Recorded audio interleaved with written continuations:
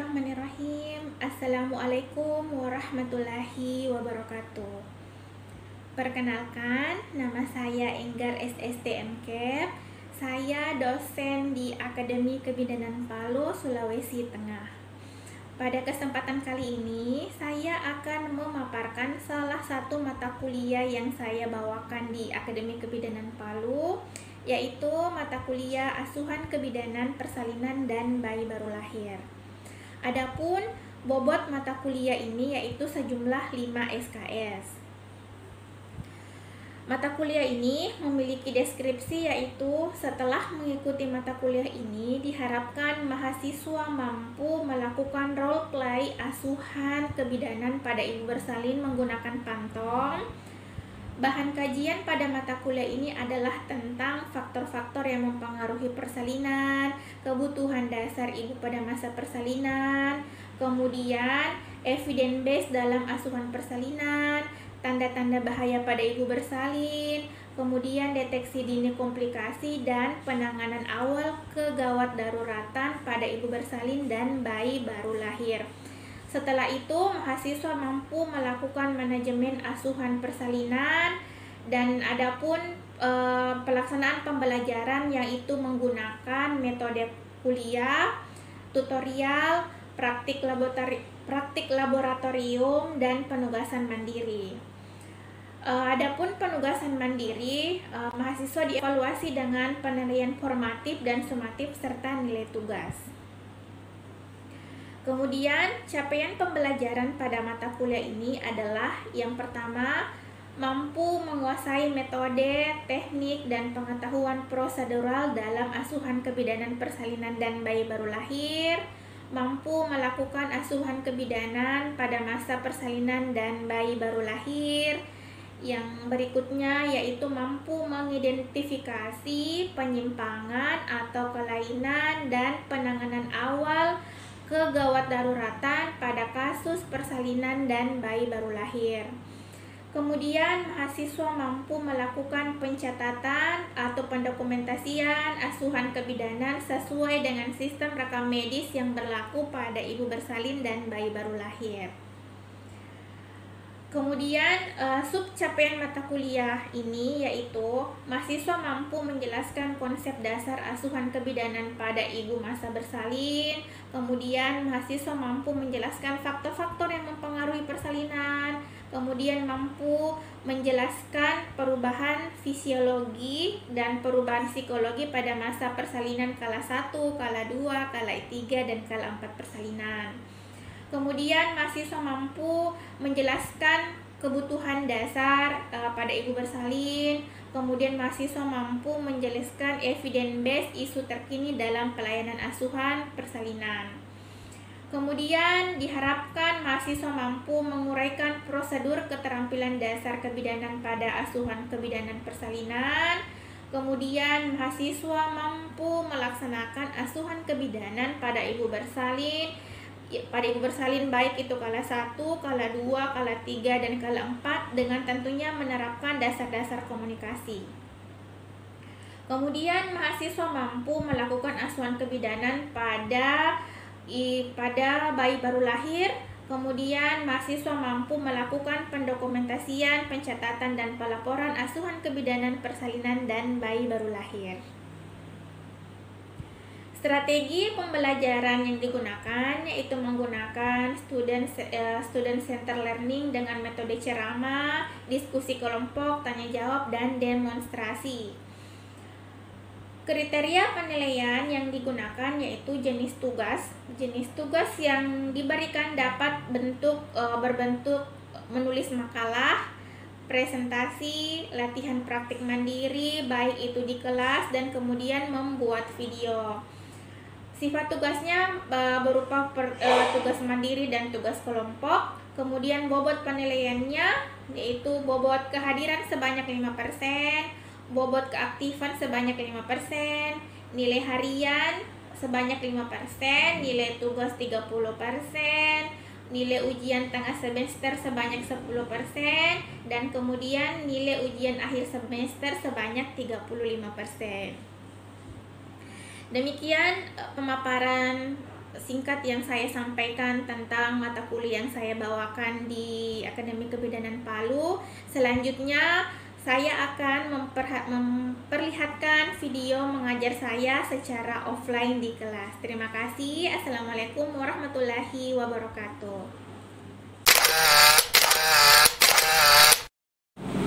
Baik, bismillahirrahmanirrahim. Assalamualaikum warahmatullahi wabarakatuh. Waalaikumsalam warahmatullahi wabarakatuh. Bagaimana kabarnya adik-adik? Baik, Guru. Alhamdulillah sehat ya. Baik, pada pagi hari ini saya akan membawakan mata kuliah dengan judul mata kuliah Asuhan, Kebidanan, Persalinan, dan Bayi Baru Lahir.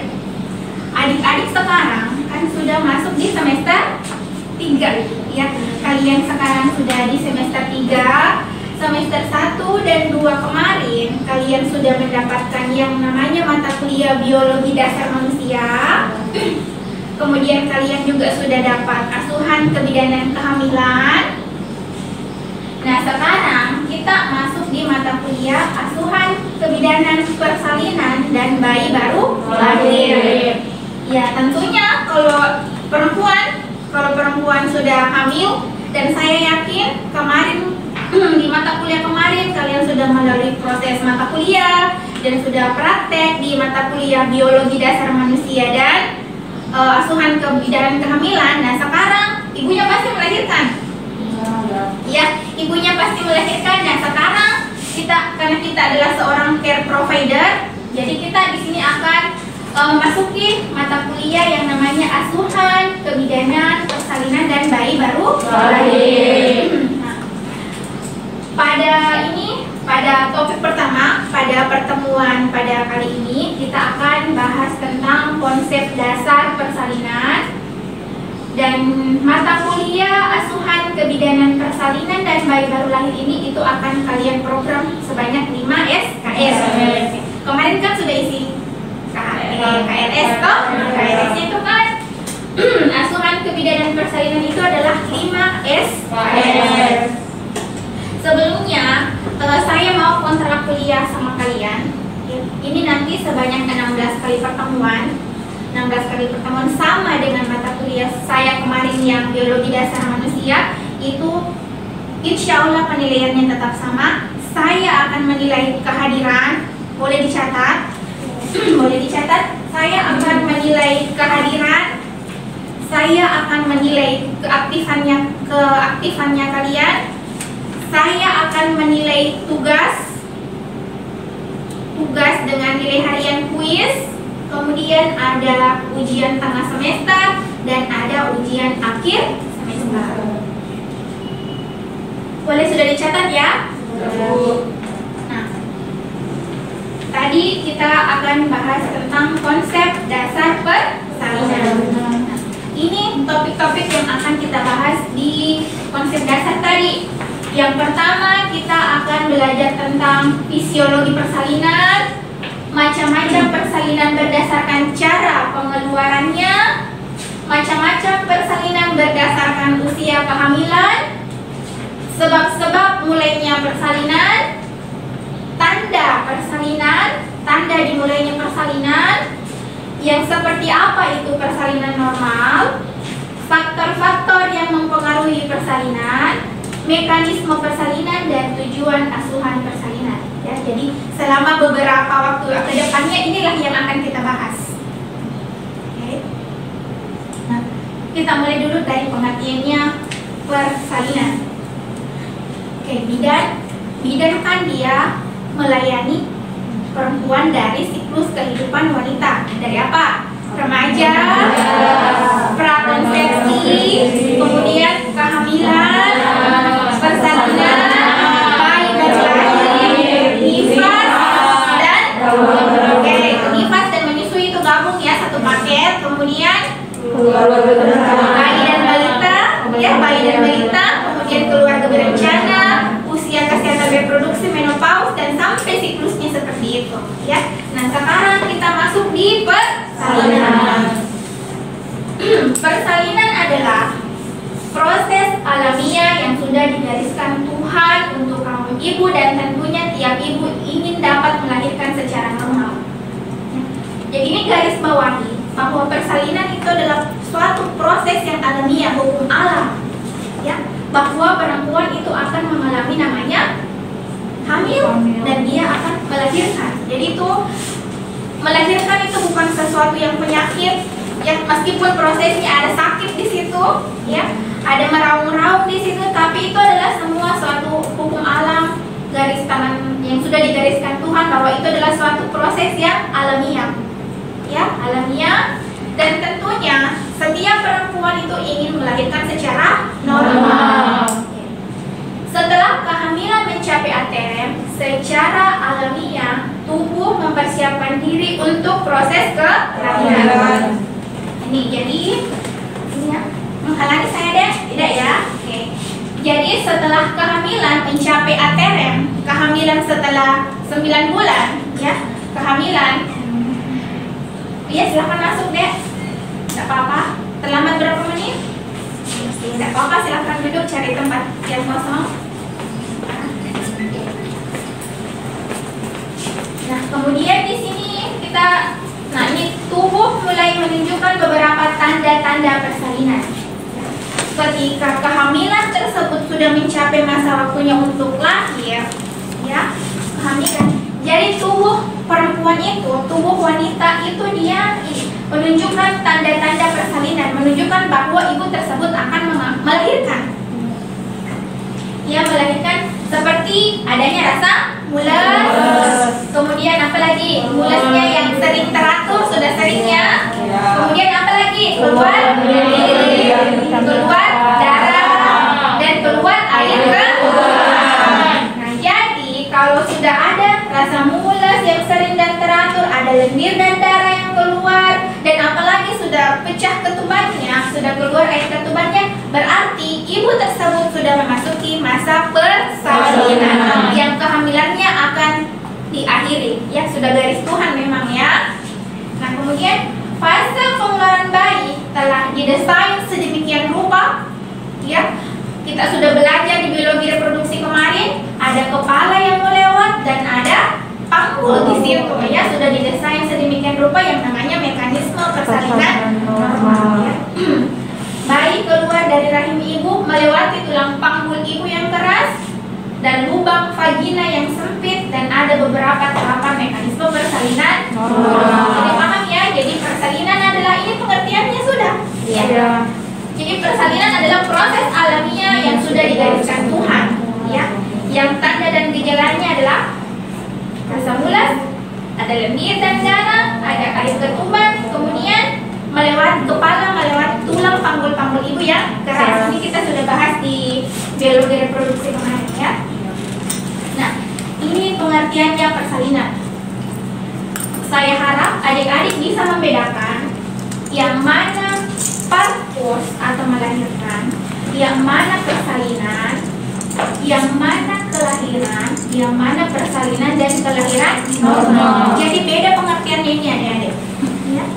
Ketika kita sudah memasuki masa persalinan, itu ada definisinya melahirkan. Melahirkan itu beda dengan persalinan, beda dengan kelahiran beda dengan persalinan dan kelahiran normal, ya. Apa itu melahirkan? Ya, melahirkan itu partus.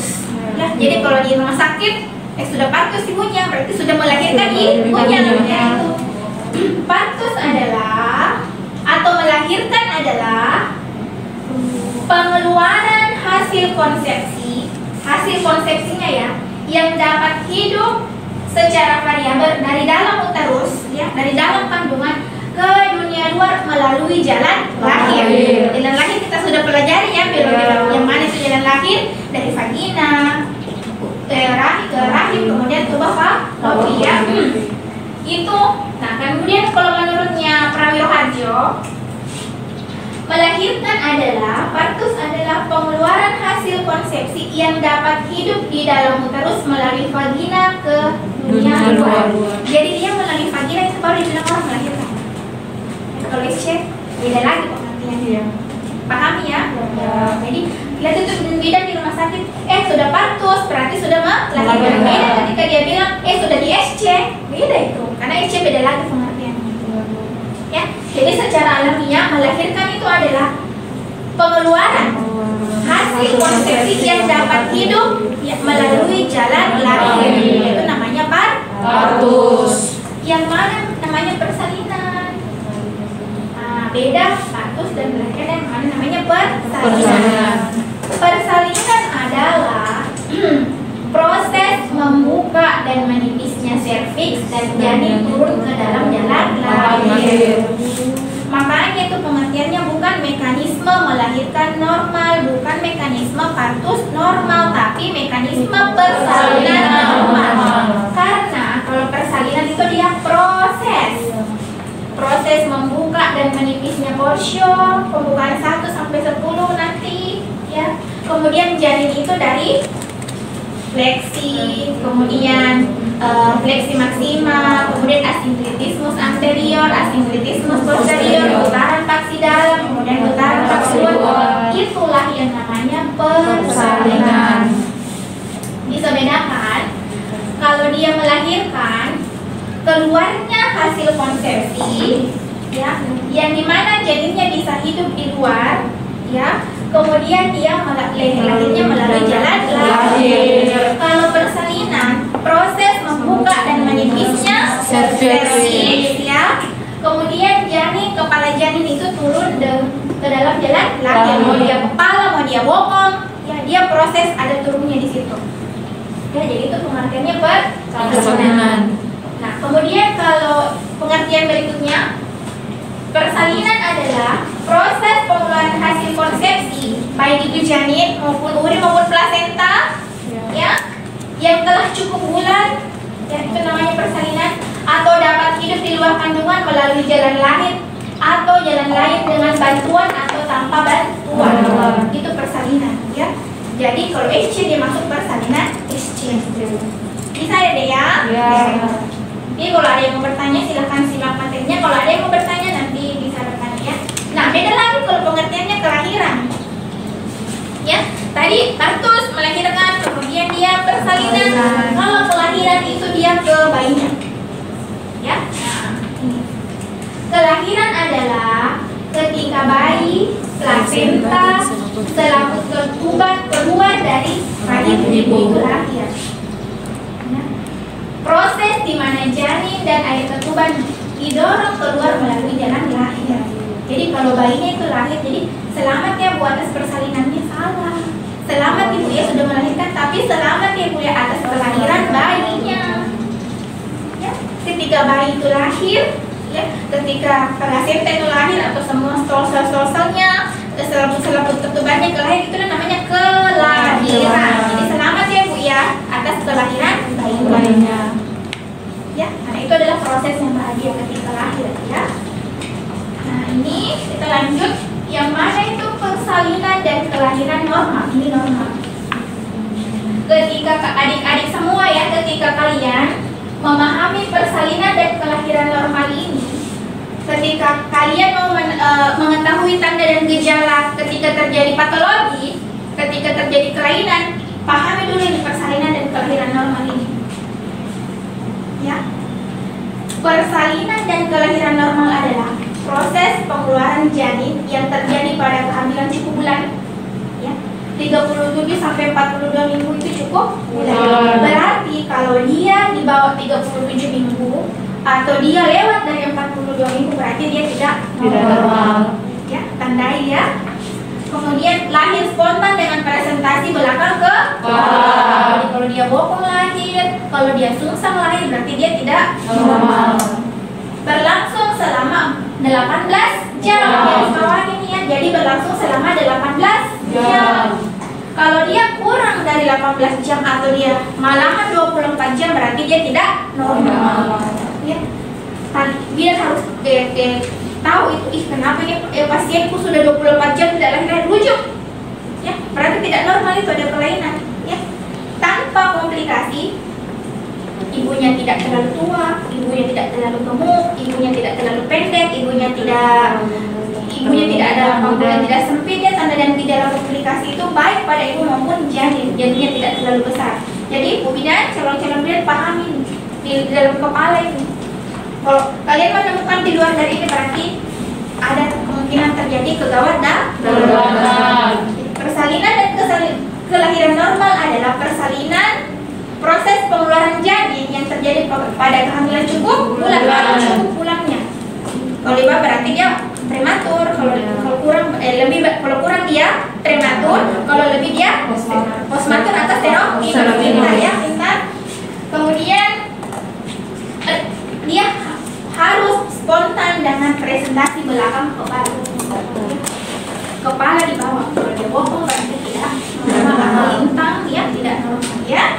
Kemudian berlangsung selama 18 jam, kurang lebih 18 jam. Tapi ada yang orang melahirkan 6 jam langsung lahir. Hati-hati, itu persalinan terlalu cepat, bisa saja perdarahan ya, bisa saja perdarahan karena terusnya berkontraksi terus kan, berkontraksi digenjot di asli, bisa terjadi perdarahan, ibunya kelelahan, dan bisa saja kalau kontraksi yang terus menerus itu bisa uterusnya robek ya, karena kontraksi terus, jadi berlangsung kurang lebih selama 18 jam atau sudah 20 hari 2 malam tidak lahir ya. Bisa saja bayinya besar, bisa saja hisnya yang tidak teratur atau tidak kuat, jadi makanya dia lebih dari 18 jam tanpa komplikasi pada ibu maupun janin. Jadi paham ya, di luar kepala ini. Kalau kalian menemukan hal-hal ini ya, menemukan hal ini berarti kalian harus waspadai kegawatan. Deteksi dini komplikasi. Paham ya deh ya? Kemudian ya, ya itu saja. Mungkin ada yang mau bertanya, ada yang ingin bertanya dari materi yang saya sampaikan tadi, dari pengertian persalinan, macam-macam persalinan, tahapan persalinan ya, kala 1, kala 2, kala 3, kala 4. Ada yang ingin ditanyakan? Ada yang kurang dipahami tadi dari materi? Silakan, kalau ada diangkat tangannya. Oh iya, nanti ada yang mau ditanya? Baik Bu, saya ingin bertanya. Tadi Ibu menjelaskan tentang kelahiran normal. Ibu di sana sempat menyinggung tentang tinggi badan untuk yang bisa melahirkan secara normal. Yang saya ingin tanyakan, berapa standar untuk tinggi badan? Oh iya, ya, tinggi badan ya? Iya. Oke. Untuk kenapa kita sering memperhatikan itu tinggi badan ibu, apakah dia pendek, terlalu pendek, apakah dia terlalu tinggi, karena itu biasanya mempengaruhi ukuran panggul ya. Secara fisiologi kan, biasanya kalau ibu yang pendek itu panggulnya juga kecil, tapi tergantung. Ada juga ibu yang pendek tapi dibarengi dengan bayinya juga kecil, tapi bisa lahir. Tapi kalau panggulnya ibunya pendek, ibunya kecil tapi perutnya besar, bayinya besar, ya kita bisa mengenali bahwa itu tanda dan gejala bisa terjadi kegawatan kalau kita paksa. Ya standarnya ya, kalau di skor Puji Rohayati, nanti kita belajar lagi itu, kalau di skor Puji Rohayati kurang dari 145 cm itu dikatakan ibunya pendek ya. Bukan saya yang bilang, tapi memang secara teorinya, secara penelitiannya, bahwa di bawah 145 cm itu bisa ibu dikatakan pendek ya. Paham ya, karena itu biasa berpengaruh pada struktur panggulnya ibunya ya. Tidak ada sih yang memang pendek tapi berbanding lurus dengan bayinya juga kecil, jadi bisa lahir. Tapi kalau di ibunya kecil, ibunya pendek tapi bayinya besar, ya kita bisa tanda bahwa itu bisa kemungkinan terjadi kegawatan. Karena mau dipaksa lewat, tidak bisa kan? Ya. Pertanyaan yang bagus ya, buat ini. Masih ada yang bertanya lagi? Ya, Putu, ada yang ingin ditanyakan? Tadi kan di pembahasannya ada materi tentang progesteron dan estrogen. Ya, estrogen dan progesteron ya. Ya, progesteron itu kan dia seperti menjaga kehamilan ibunya, begitu kan Bu? Nah itu kalau seandainya progesteronnya menurun, belum waktunya persalinan, itu yang menyebabkan apa ini? Ini kan teori terjadinya persalinan ya. Pertanyaan yang bagus. Persalinan itu dipengaruhi juga oleh namanya hormon. Ada namanya hormon estrogen dan progesteron. Estrogen dan progesteron itu kita bahas tadi cenderung stabil pada masa kehamilan, karena progesteron dia merelaksasi rahim, ya menjaga janin supaya tidak rahim supaya tidak kontraksi, sedangkan kalau estrogen dia menyebabkan kontraksi. Pertanyaannya apa tadi? Apabila progesteronnya menurun ketika belum waktunya melahirkan, itu bagaimana caranya supaya progesteronnya itu tidak menurun, Ibu, supaya kehamilannya itu terjaga? Iya, progesteron itu kita juga sudah singgung tadi bahwa progesteron itu ketika dia menurun pada saat kehamilan itu bisa menyebabkan abortus karena dialah yang mempertahankan kehamilan. Intinya di sini jaga makanan. Ya, itu kembali lagi ke asupan gizi. Ya, tidak boleh stres. Ya, makanya ibu hamil itu jangan ada yang stres karena itu bisa mempengaruhi hormon. Sama ketika ketika masa remaja. Masa remaja itu ketika menstruasi dipengaruhi oleh hormon estrogen dan progesteron. Makanya ketika haid itu perempuan biasanya emosinya tidak stabil, payudara sakit, ya, mut-mutan, ya, karena ada pengaruh hormon estrogen dan progesteron. Sama ketika dia melahirkan, hamil dan melahirkan, keseimbangan hormon estrogen dan progesteron itu juga berpengaruh. Makanya bunda jangan terlalu stres, ya, jangan terlalu banyak aktivitas, ya, kemudian konsumsi makanan-makanan yang bergizi. Saya rasa itu jawabannya ya. Oke. Baik adik-adik, karena kita dibatasi oleh waktu, waktu kita hanya sampai di sini saja. Nanti kita akan bahas di pertemuan berikutnya itu tentang faktor-faktor yang mempengaruhi persalinan. Ya, tadi kita sudah bahas tentang fisiologi persalinan, macam-macam persalinan, tahapan persalinan. Di pertemuan berikutnya kita akan bahas lagi tentang faktor-faktor yang mempengaruhi persalinan. Ya. Nah, tapi sebelum saya menutup perkuliahan pada hari ini, saya mau lihat adik-adik di sini apakah sudah paham materi yang saya berikan tadi atau belum. Ya. Jadi mungkin saya akan evaluasi, saya akan tanya mahasiswa di sini, ya, apakah paham tadi materi yang saya berikan, ya. Pertanyaan saya tidak susah. Ya, pertanyaan saya tidak susah. Yang bisa jawab akan kasih hadiah. Ya. Apa itu yang bisa jawab, angkat tangannya ya. Tanda dan gejala persalinan kelas 1. Ya, apa tanda dan gejala kelas 1? Adanya pembukaan, adanya pengeluaran darah, pengeluaran lendir, darah dan lendir, kemudian tidak apa-apa, tidak apa-apa. Berarti kamu mencatat, ini berarti dia belajar ya, kamu. Tanda dan gejala kelas 1 tadi. Pembukaan lengkap. Oke, bentar. Kemudian kelas 1, kelas 2 siapa yang bisa jawab? Kelas 2. Oh iya, baik Halimah. Tanda dan gejala kelas 2. Tanda dan gejala kelas 2 itu merasa dalam kelas penyelenggaraan. Oke.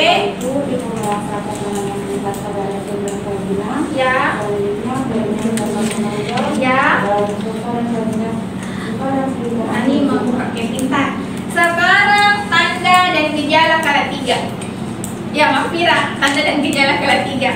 Yaitu perubahan bentuk dan ciri kulit tadi, Perubahan dan bentuk tadi, kemudian tali pusat tali pusat memanjang, memanjang, adanya semburan darah secara tiba-tiba. semburan darah kayak kita. Terakhir, skala 4. Ada yang tahu skala 4 itu apa? Iya, ini Nur Sapitri. Skala 4 adalah pemeriksaan.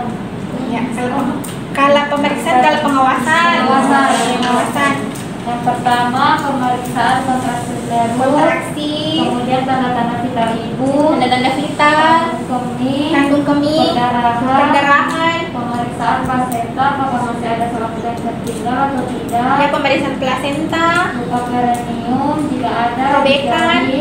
kemudian bayi lahir dalam keadaan sehat. Oke, kita semua ya. Jadi alhamdulillah kalian bisa paham materi yang saya sampaikan pada hari ini. Pertemuan berikutnya kita akan bahas lagi tentang faktor-faktor yang mempengaruhi persalinan. Sekian ya pesan saya, silahkan belajar.